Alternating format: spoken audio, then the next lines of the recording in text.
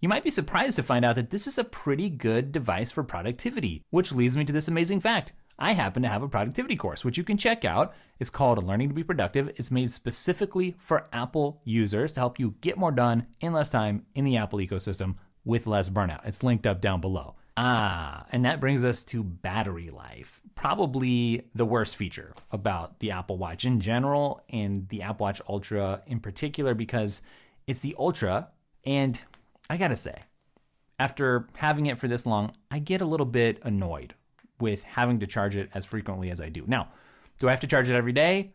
Technically, I don't always, but I have to charge it frequently enough that it's annoying.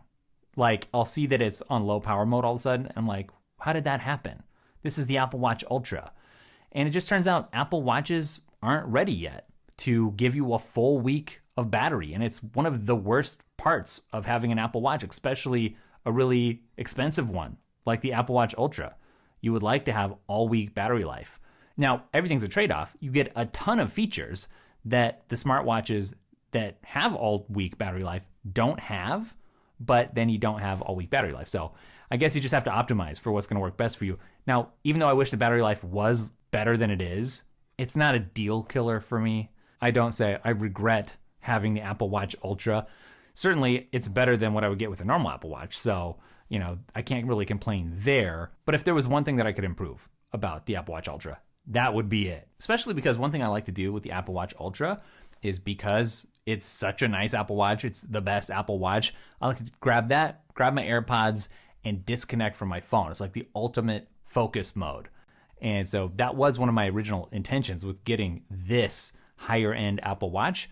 And it has been great for that, especially because you can get the LTE, obviously. You don't really miss out on all that much, except you think that you are. It's FOMO, right? When you're disconnected from social media, but you get your podcasts, you get your Audible. Actually, there's a web browser on here. You can get a web browser if you absolutely must check the internet. I'm just going to briefly glance over the chip in here. There's a nice chip in here. And what that means is no slowdowns, no glitchiness, no responsiveness issues.